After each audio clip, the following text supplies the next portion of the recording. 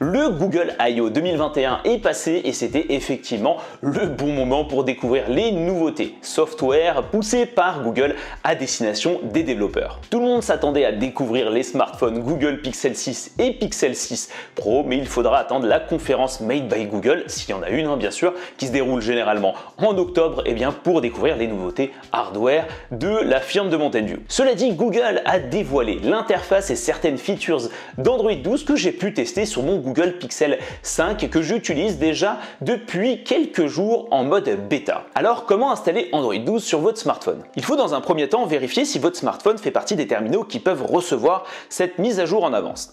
Vous avez une liste disponible que je vous ai ajoutée en description de la vidéo et on va retrouver les constructeurs connus comme OnePlus, Xiaomi, Asus, Oppo et d'autres et bien sûr Google. Il suffit ensuite de vous rendre sur la page officielle du programme Android Beta du constructeur concerné. Dans mon cas, on parle des smartphones Pixel, donc du constructeur Google. J'étais déjà logué avec mon compte Google et ainsi on a pu automatiquement me proposer d'activer la bêta d'Android 12 sur mon Pixel 5 et mon Pixel 4. Ensuite, c'est très simple, dès que c'est validé, il suffit d'aller sur le smartphone dans la partie système, mise à jour du système, puis rechercher les mises à jour et le tour est joué. Dans le cadre des smartphones Google Pixel, tout se fait directement via le Wi-Fi. Pour les autres, il faudra aller sur chacune des pages et en théorie, vous allez devoir télécharger une image que vous allez installer directement sur votre smartphone. Ensuite, au niveau de l'interface d'Android 12, disons que c'est plutôt la bonne surprise. Google a décidé de la refondre pour apporter plus de simplicité, de fluidité et d'accessibilité. Alors concernant les changements notables, tout d'abord, ça se passe au niveau du Always On Display où l'on va avoir l'heure qui est plus visible et qui n'est pas centrée verticalement et horizontalement mais placée dans le coin haut gauche. Lorsqu'on arrive sur l'écran de verrouillage, on a bien les notifications qui apparaissent, mais celles-ci sont légèrement séparées avec des coins arrondis affirmés uniquement au début et à la fin de la liste.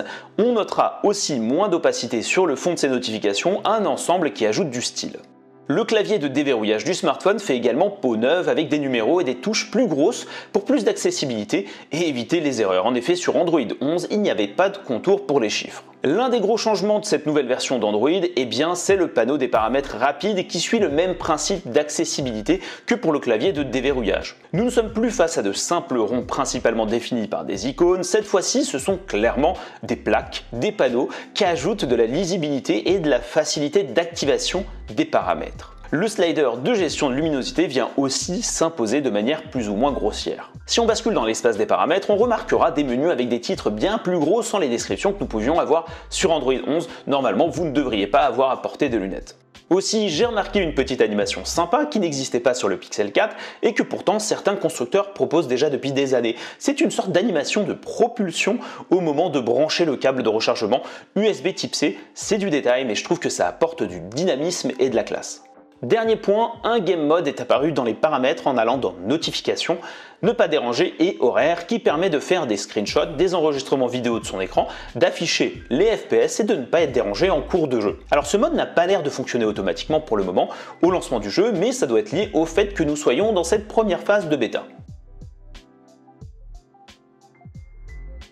Voilà tout pour les changements notables apportés par Android 12 que je voulais vous partager en vidéo. Personnellement, je trouve que c'est un très beau rafraîchissement d'Android qui vient apporter plus de facilité dans l'accès aux différents contenus. J'ai hâte que Google déploie entièrement le design Material You qui consiste à relever les couleurs de votre fond d'écran pour les appliquer à l'interface Android et ainsi vous proposer une cohérence graphique propre à votre personnalité. Et si je ne dis pas de bêtises, Google a parlé de multi-device dans le cadre de ce design Material You, donc on peut imaginer le voir sur Chromebook, sur Chrome OS. Et ça pourrait être sympa. Merci d'avoir regardé cette vidéo. Si vous avez apprécié, n'hésitez pas à ajouter un pouce bleu, à la partager et à vous abonner à la chaîne Tech Live. Pour rappel, vous pouvez me retrouver sur Chromebook Live ou bien sur Tech Live et chaque mois également, j'anime l'émission Chromebook on Live en direct, en tout cas quand je vais récupérer la fibre. Sur ce, je vous dis à la prochaine. Ciao, bye bye.